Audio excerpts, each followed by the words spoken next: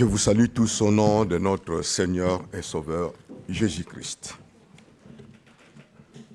Nous allons à présent consacrer ces temps pour méditer tous ensemble la parole de Dieu, la parole de notre Seigneur Jésus-Christ.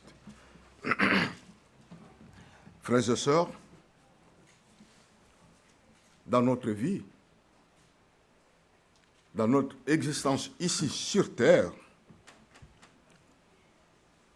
nous sommes souvent, non seulement nous sommes souvent, nous serons confrontés à des choix difficiles à faire dans la vie. Et je pense que chacun d'entre nous a connu cela. Nous ne pouvons même pas chiffrer le nombre de fois que nous faisons des choix ou que nous prenons des décisions par jour. Nous ne pouvons même pas les compter. Parfois, ces choix que nous faisons ne sont pas clairs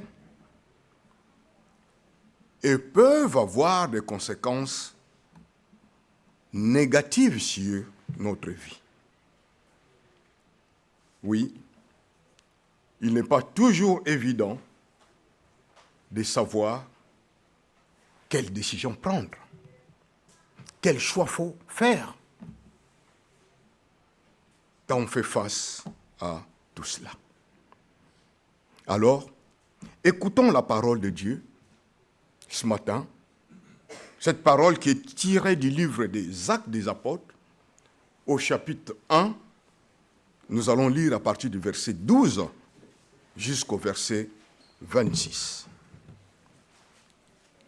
Actes des Apôtres, chapitre 1, le verset 12 à 26. C'est un peu long, mais c'est édifiant pour nous. Lisons donc la parole du Seigneur. Actes chapitre 1, verset 12 à 26. Le verset 12. Alors les apôtres retournèrent à Jérusalem de la montagne appelée des Oliviers, qui est près de Jérusalem, à la distance d'un chemin de sabbat.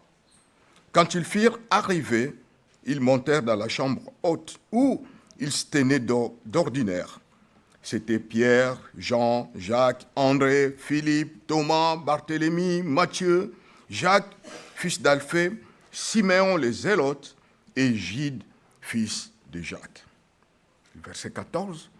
Tous d'un commun accord persévéraient dans la prière avec les femmes et Marie, mère de Jésus, et avec les frères de Jésus. En ces jours-là, Pierre se leva au milieu des frères. Le nombre de personnes réunies était d'environ 120. Et il dit: Hommes, frères, il fallait que s'accomplisse ce que le Saint-Esprit dans l'Écriture a annoncé d'avance par la bouche de David au sujet de Judas, qui a été le guide de ceux qui ont saisi Jésus. Il était compté parmi nous et il avait part au même ministère. Verset 18. Cet homme, ayant acquis un champ avec le salaire du crime, est tombé, s'est rompu par le milieu du corps et toutes ses entrailles se sont répandues. La chose a été si connue de tous les habitants de Jérusalem, que ce champ a été appelé dans leur langue Akeldama, c'est-à-dire champ du sang. Or, il est écrit dans le livre de Psaumes que sa demeure devienne déserte et que personne ne l'habite et qu'un autre prenne sa charge. Il faut donc que parmi nous, parmi ceux qui nous ont accompagnés tout le temps, que le Seigneur Jésus a vécu avec nous, depuis le baptême des gens jusqu'au jour où il a été enlevé du milieu de nous, il y en ait un qui nous soit associé comme témoins de sa résurrection. Ils en présentèrent deux, Joseph, appelé Barsabas, surnommé Justus, et Matthias.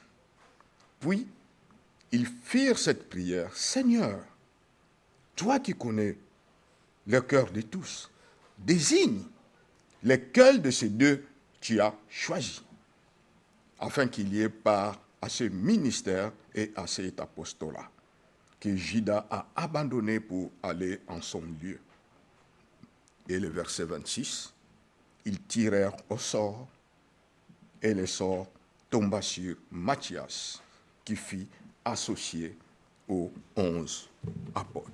C'est la parole du Seigneur. Prions. Père céleste, nous te remercions pour ta parole, source de vie. Nous te confions ces moments. Guide nos pensées et nos paroles afin qu'elles soient en accord avec ta volonté. Au nom de Jésus, ton bien-aimé. Amen.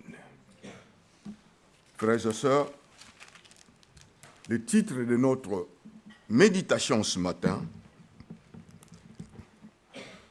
le choix selon la volonté de Dieu. Le choix selon la volonté de Dieu. À partir du verset 15, nous avons lu 12 jusqu'à 26, mais à partir du verset 15 jusqu'au verset 26, cette partie du texte concerne une décision importante à laquelle les apôtres ont dû faire face suite à la trahison de Judas, suite à la mort de Judas. Certainement, ils se sont posé cette question. Que ferons-nous maintenant que Judas est parti? Maintenant que Judas n'est plus, que ferons-nous? Jésus avait choisi 12 apôtres, mais il n'en reste que 11. Quelle est la volonté de Dieu dans cette situation? Et comment les apôtres pouvaient-ils comprendre cela? Comment ils pouvaient comprendre la volonté de Dieu face au départ de Judas, à la mort de Judas? Et en observant la manière dont Dieu a guidé les apôtres dans leur choix, dans leurs décisions, nous pouvons tirer des leçons importantes pour nous ce matin. C'est pour cela, frères et sœurs, cherchons à comprendre la volonté de Dieu dans nos vies. Je le répète encore, frères et sœurs, c'est très important. Cherchons à comprendre la volonté de Dieu dans nos vies. Et le passage que nous venons de lire nous donne 3 clés pour discerner la volonté de Dieu. Nous devons d'abord soumettre notre volonté à Dieu. Ensuite, faire confiance à la parole de Dieu. Et enfin, reconnaître et accepter la volonté de Dieu. Voilà les 3 clés très importantes. Et ce matin, nous allons commencer d'abord par ce premier clé, soumettre notre volonté à la volonté de Dieu. Alors, quand je méditais ce passage, je me suis posé alors cette question, mais oui, Comment soumettre notre volonté à Dieu? Comment? Eh bien, frères et sœurs, premièrement, en obéissant à sa parole. En obéissant à sa parole que nous connaissons. Parce que nous sommes tous là, nous connaissons la parole de Dieu. Même pas toute la parole de Dieu, mais nous connaissons la parole de Dieu. Et nous devons commencer par là. Obéir à la parole de Dieu. Et c'est ce que les apôtres ont fait. Nous lisons au verset que nous avons lu, le verset 12 et 13. En résumé, il est dit que les apôtres retournèrent à Jérusalem de la montagne appelée des Oliviers. Le verset 13, quand ils furent arrivés, ils montèrent dans la chambre haute où ils se tenaient d'ordinaire. Pourquoi? Parce que Jésus leur avait recommandé de ne pas s'éloigner de Jérusalem, mais d'attendre ce que le Père, ce que Dieu avait promis. Nous le voyons au verset 4 de Actes chapitre 1. Le verset 4, il est dit ceci. Comme ils se trouvaient avec eux, donc les disciples se trouvaient avec Jésus-Christ, Jésus leur recommanda de ne pas s'éloigner de Jérusalem, mais d'attendre ce que le Père avait promis.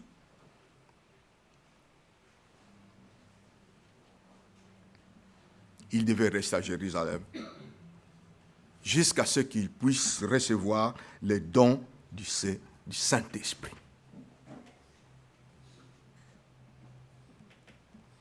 Et les apôtres, qu'est-ce qu'ils ont fait?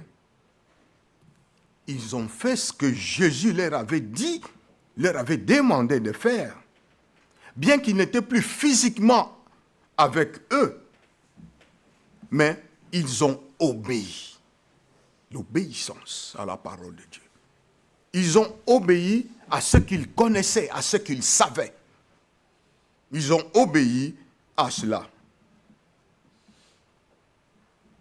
Ils ont agi conformément à ce qu'ils connaissaient, à ce qu'ils savaient de la parole de Dieu. C'est-à-dire, restez là et attendez. Restez à Jérusalem et attendez. Imaginez s'ils avaient quitté Jérusalem pour retourner en Galilée. Ils auraient manqué les dons du Saint-Esprit. Ils auraient manqué les dons du Saint-Esprit. Mais ils ont obéi. Ils ont attendu. Nous pouvons dire aussi ceci, comment soumettre notre volonté à la volonté de Dieu? C'est simplement en se tournant vers le Seigneur dans la prière, en attendant qu'il nous guide.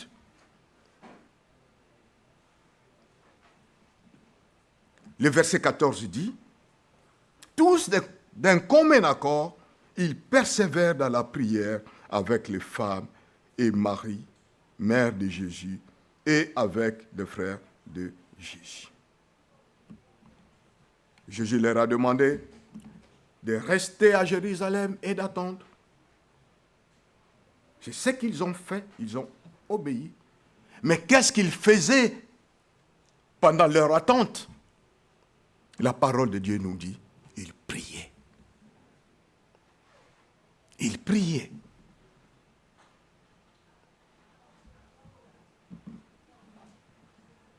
Oui, ils priaient constamment. C'est très important. Non seulement ils priaient occasionnellement, non. Ils priaient constamment, ce qui témoigne de leur persévérance dans la prière. Ils persévéraient dans la prière. Vous savez, c'est très important de soumettre notre volonté à la volonté de Dieu. Et en lisant la Bible, nous voyons aussi ce qu'a fait notre Seigneur Jésus-Christ. À Gethsémane, dans le jardin de Gethsémane, avant d'aller à Golgotha, notre Seigneur Jésus-Christ a soumis sa volonté à la volonté de Dieu.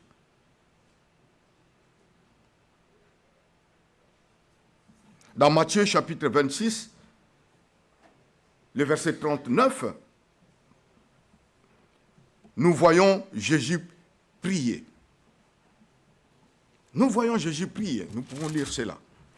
Matthieu chapitre 26.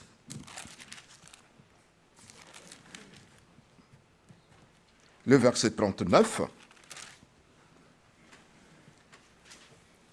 Il est dit ceci concernant Jésus-Christ. Puis, ayant fait quelques pas en avant, Jésus se jeta sur sa face et pria ainsi. Mon Père, s'il est possible que cette coupe s'éloigne de moi, toutefois, non pas ce que je veux, c'est-à-dire non pas ma volonté, mais ce que tu veux, c'est-à-dire ta volonté. Nous voyons Jésus prier et dire à son Père, si c'est possible que cette coupe s'éloigne de moi. Ça, c'est sa volonté. Mais il conclut sa prière en disant, toutefois, non pas comme moi je veux. Non pas comme ce que je veux, mais ce que toi, tu veux. À d'autres termes, je soumets ma volonté à ta volonté. C'est une attitude de soumission. Cette attitude de soumission montre la volonté d'obéir à la volonté de Dieu. Frères et sœurs, voici donc la première étape pour comprendre la volonté de Dieu. Nous devons soumettre notre volonté à la volonté de Dieu en obéissant ce que nous savons déjà et en nous attendant au Seigneur dans la prière. On obéit, on ne reste pas les bras croisés, mais on passe du temps dans la prière. Une fois, il y a quelqu'un qui m'avait dit, oui, mais vous peut-être vous connaissez la parole de Dieu. Personne ne connaît toute la parole de Dieu, en commençant par moi-même. Nous connaissons tous qu'en partie. Mais le peu que tu connais, frères et sœurs, le peu que tu connais de la parole de Dieu, si réellement tu veux connaître la volonté de Dieu dans ta vie, commence par obéir à cela. Et passe du temps dans la prière. C'est ce que les disciples ont fait. La deuxième clé, c'est faire confiance à la parole de Dieu. C'est ce qu'ont fait les apôtres. Ils avaient une décision importante à prendre. Ils avaient un choix difficile à faire. Alors, que devaient-ils faire, les disciples?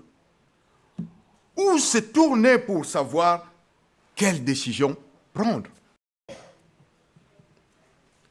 Vous savez, nous tous qui sommes là, peut-être à part les plus jeunes, mais nous avons tous été confrontés à ce genre de situation. Que faire? Quelle décision prendre?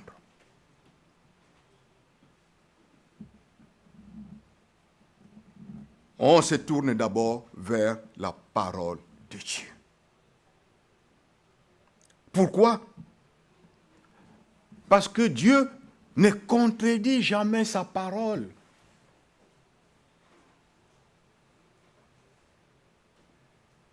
La parole de Dieu et sa volonté sont toujours en parfaite harmonie. Les deux vont ensemble.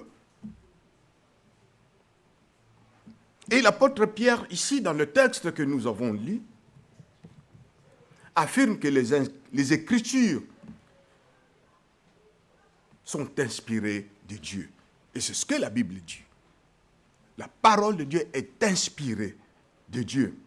Puis l'apôtre Pierre, ici, souligne que le Saint-Esprit a révélé à travers David, le Saint-Esprit a révélé quelque chose, a dit quelque chose à travers David au sujet de ce qui va arriver à Judas Iscariote, celui qui a trahi Jésus. Alors, qu'est-ce que la parole de Dieu disait? Nous le voyons au verset 16 jusqu'au verset 17 que nous avons lu.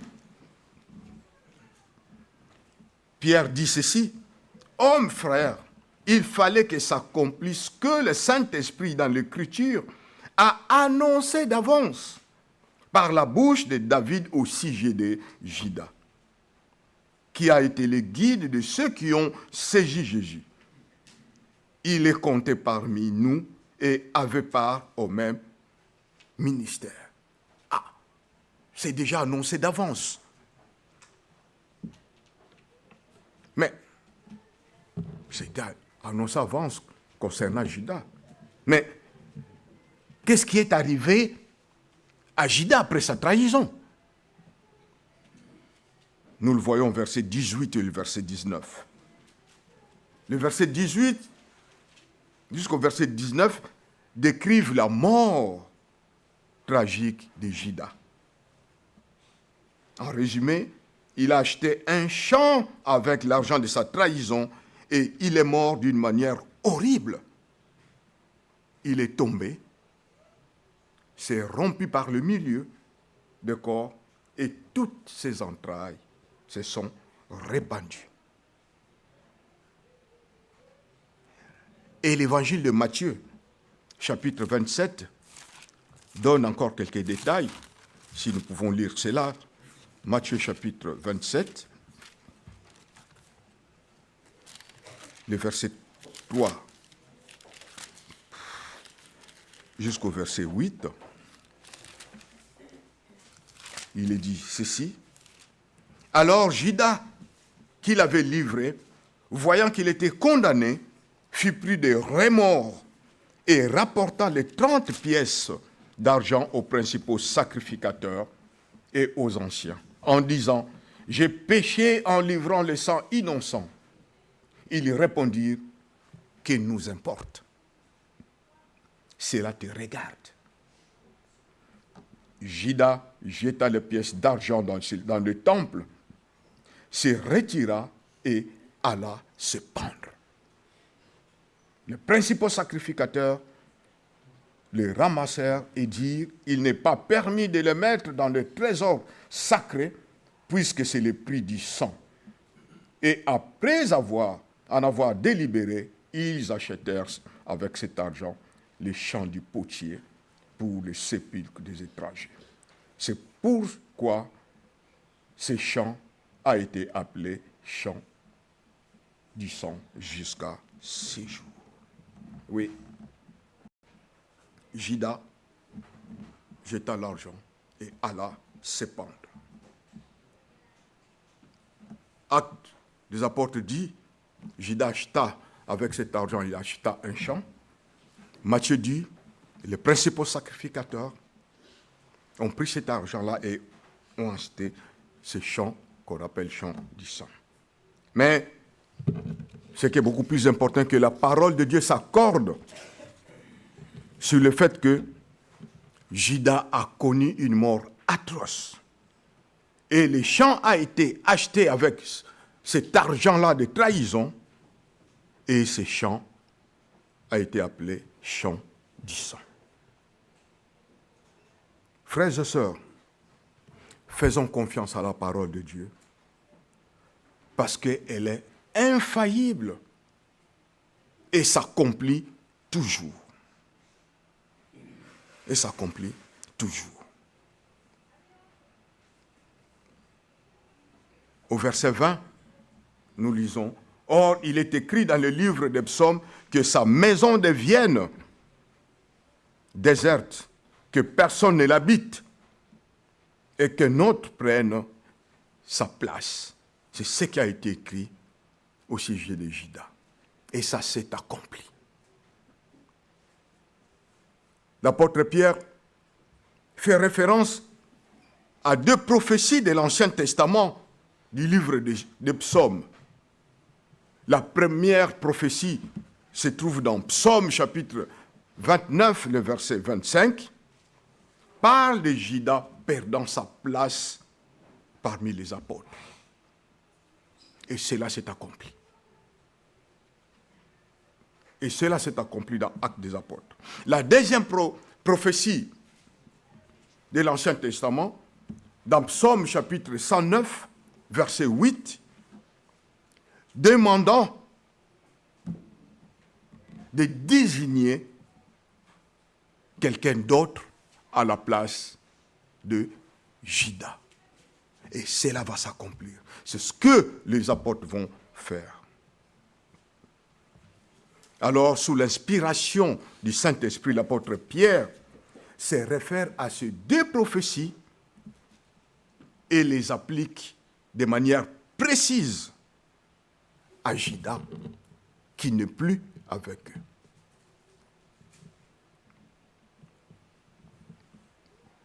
Ce que la parole de Dieu dit, frères et sœurs, est vrai et doit être appliqué. N'oublions pas cela. Ce que la parole de Dieu dit est vrai et nous devons l'appliquer dans notre vie. C'est ce que les apôtres vont faire. Juda a perdu sa place.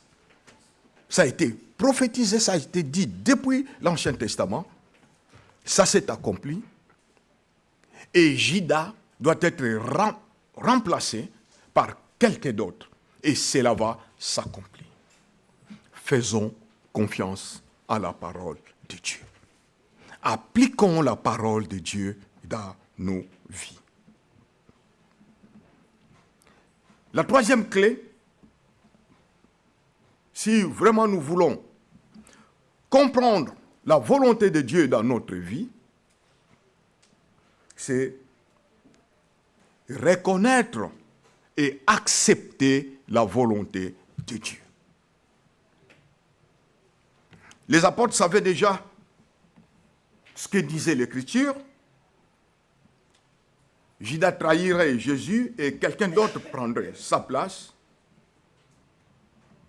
Il est donc nécessaire qu'ils en choisissent un autre.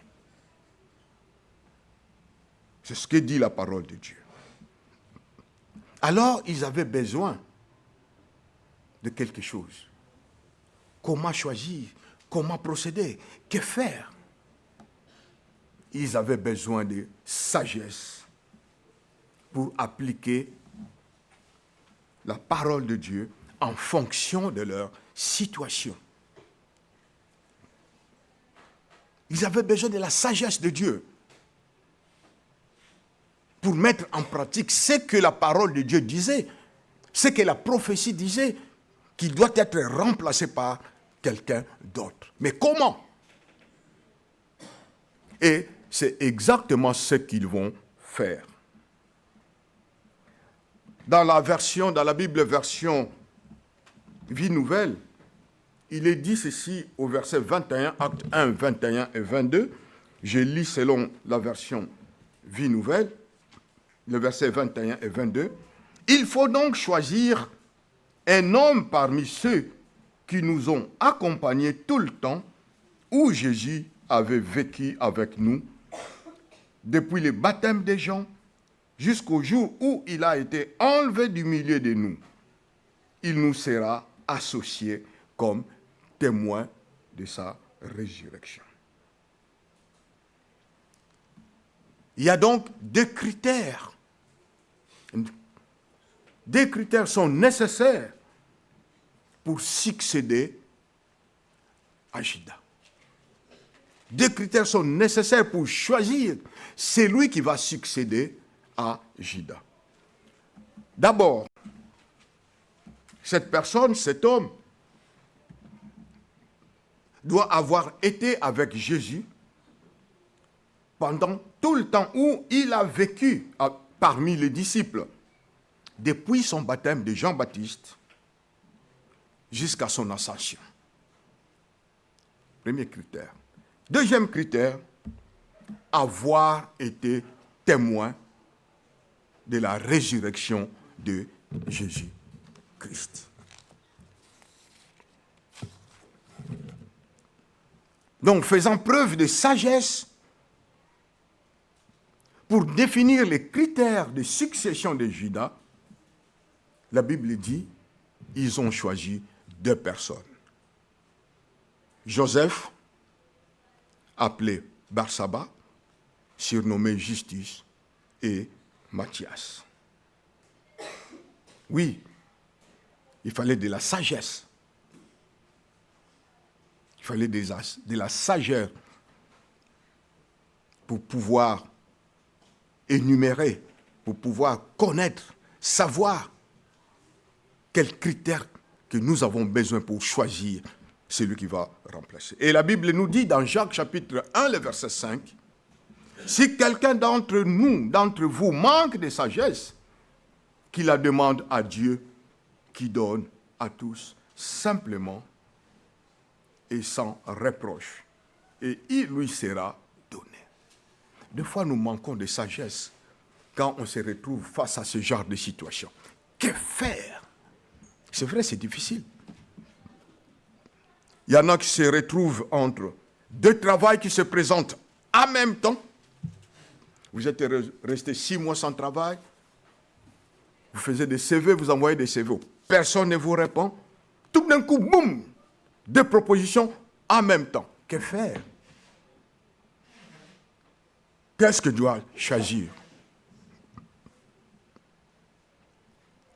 À l'époque, ça date de très longtemps, ma cousine était venue me voir. Il m'a dit, mais il m'appelait vieux, mais vieux.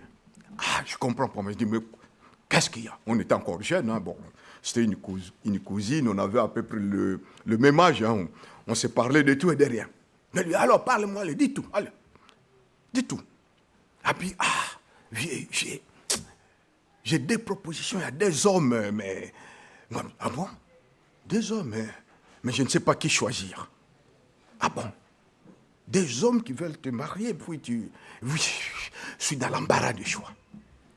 Ce sont des choses qui arrivent. Ce sont des choses qui arrivent. À nous tous. Mais il faut demander la sagesse du Seigneur, la sagesse de Dieu. Nous avons besoin de sagesse pour mettre en pratique la parole de Dieu en tenant compte de nos circonstances. Et si nous ne voyons pas clair, on prie le Seigneur qui nous donne la sagesse. Et c'est la Bible qui le dit. Oui, ils ont désigné deux personnes, deux hommes, Joseph et Matthias. Et qu'est-ce qu'ils ont fait après? Ils se sont tournés vers le Seigneur pour prier en ces termes. Voici comment ils ont prié. Et c'est très important cette prière pour nous quand on se retrouve face à ce genre de situation. Regardons cette prière. Ils ont dit au Seigneur, ils ont dit, Seigneur, toi qui connais le cœur de tous, désigne lequel de ces deux que tu as choisi. C'est très, très, très merveilleux, ce genre de prière. C'est au verset 24. Puis ils firent cette prière. Seigneur, Toi qui connais le cœur de tous, désigne le cœur de ces deux, tu as choisi. Ce n'est pas que Seigneur, je veux celui-ci, Seigneur. Non. Toi qui connais le cœur de ces deux-là, de ces deux travails-là, de ces deux patrons, toi qui connais le cœur de ces deux hommes-là qui veulent m'épouser, toi qui connais donc les deux propositions qu'on m'a faites pour acheter une maison ou un logement, Seigneur, toi qui connais tout, désigne lesquels, montre-moi lesquels de ces deux tu as choisi. C'est ainsi qu'ils ont prié. Vous savez, Jésus a prié avant de choisir les 12 apôtres. Et maintenant, par la prière des apôtres, il demande à Jésus de choisir le remplaçant de Judas. Il demandait à Jésus de remplacer le remplaçant de Judas. Et ensuite, qu'est-ce que la Bible dit? Ils ont prié, demandé à Dieu de leur révéler sa volonté. C'est ça. Est-ce que nous le faisons quand on se retrouve face à ce genre de situation? Est-ce que nous agissons comme les apôtres ont agi? Ils ont demandé à Dieu. Et Dieu a répondu en désignant Matthias. Parce que la Bible dit, ils tirèrent au sort. Et le sort tomba sur Matthias. Et qu'est-ce que les apôtres ont fait? Ils ont accepté la volonté du Seigneur. Ils ont accepté le choix, ce choix-là que le Seigneur, que Dieu a fait. Et enfin, ils ont ajouté Matthias aux 11 apôtres. C'est ce que dit le verset 26. Ils tirèrent au sort et le sort tomba sur Matthias qui fut associé, ajouté aux apôtres. Une parenthèse, frères et sœurs. Cherchez à comprendre la volonté du Seigneur dans des cas comme ça, quand on se retrouve face à des décisions à prendre ou à des choix à faire. C'est vrai, nous devons chercher la volonté du Seigneur, mais chercher à comprendre sa volonté n'a pas de sens si nous ne sommes pas prêts à appliquer cette décision, ces choix, cette volonté du Seigneur, une fois que nous la connaissons.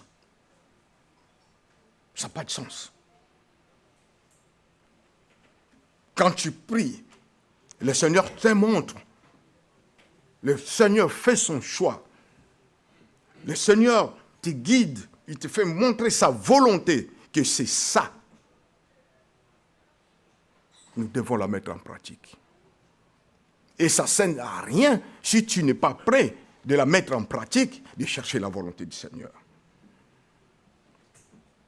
Sinon, nous espérons secrètement que Dieu confirmera ce que nous avons décidé d'avance. Des fois, dans nos prières, quand on se retrouve face à ce genre de situation, nous allons déjà dans notre prière avec nos idées, nos pensées, que je veux que ça soit comme ça. Non. On ne fait pas des propositions à Dieu. On ne dicte pas à Dieu ce qu'il doit faire, ce qu'il doit nous montrer. On va chercher sa volonté. Si tu n'es pas prêt à comprendre sa volonté et à l'appliquer, pourquoi tu la cherches alors? Ça ne sert à rien. Ça ne sert à rien. Oui, ils ont tiré au sort. Et dans l'Ancien Testament, le tirage au sort était un moyen à leur époque, un moyen courant pour discerner la volonté de Dieu, pour comprendre la volonté de Dieu. Dieu intervenait et Dieu contrôlait aussi le résultat. Nous pouvons citer l'exemple de Jonas. Jonas Et que le navire, quand il est monté dans le navire était pris dans une tempête. Nous savons l'histoire. Qu'est-ce que les marins ont fait? Les marins ont procédé au tirage au sort, afin d'identifier la personne sur laquelle la colère de Dieu s'était abattue. C'était leur moyen à l'époque pour comprendre la volonté de Dieu. Et dans le chapitre 7, il est dit ceci, et ils dirent, donc les marins se dirent l'un à l'autre, venez et tirons au sort pour savoir qui nous attire ce malheur, ces malheurs. Ils tirèrent au sort et le sort tomba sur qui? Sur Jonas. C'était la volonté de Dieu. Parce que Jonas fouillait Dieu. Au lieu d'aller à Ninive, il n'était pas content, il fouillait Dieu. Il a pris le bateau et Dieu a fait tomber une tempête. Et le marin dit, tirons au sort. Donc c'était à l'époque leur moyen. Et Proverbe chapitre 16, verset 33 dit aussi, le sort est jeté dans les genoux, mais toute décision vient de l'Éternel. Mais pour nous aujourd'hui, sous la grâce, nous pouvons dire ceci, que c'est la dernière fois dans la Bible et la seule fois dans le Nouveau Testament que l'on voit le tirage au sort utilisé pour déterminer la volonté de Dieu. Nous ne pouvons plus le faire aujourd'hui. Que tu es face à des situations difficiles, tu ne sais pas que faire, tu prends des papiers, tu mets dans un sac, tu appelles ton fils, allez, choisis entre les deux, ferme les yeux, tire. Il tire, ah, c'est ça, ah. Donc, je dois être embauché à Air France. Non, c'est pas ça. C'est pas ça. Ça, c'était à leur époque. Maintenant, nous, depuis la venue du Saint-Esprit, le jour de la Pentecôte, nous n'avons plus besoin, il n'est plus nécessaire de recourir au tirage au sort pour reconnaître la volonté de Dieu. Pourquoi? Parce que le Saint-Esprit est en nous, nous sommes revêtus du Saint-Esprit et le Saint-Esprit qui nous guide.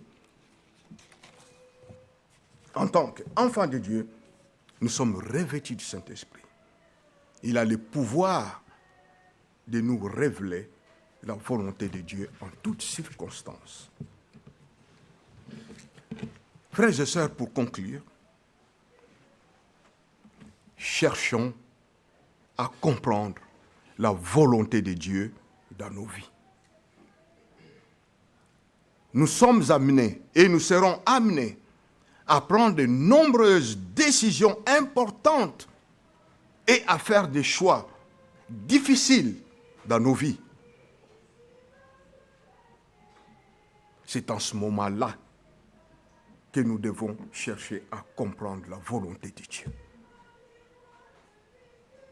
Alors, soumettons notre volonté à Dieu, en obéissant ce que nous savons déjà de sa parole et en tournant nos regards, en se tournant vers le Seigneur dans la prière, en attendant qu'il nous éclaire, en attendant qu'il nous guide. Faisons confiance à la parole de Dieu, car Dieu ne contredit jamais sa parole. Sa parole est infaillible et s'accomplit toujours. Reconnaissons et acceptons la volonté de Dieu, même si elle est contraire à notre volonté. Acceptons cela en faisant preuve de sagesse dans nos vies, dans nos décisions, en demandant à Dieu de nous révéler sa volonté et en lui faisant confiance. Que le Seigneur bénisse sa parole. Prions. Seigneur, nous te remercions pour ta parole.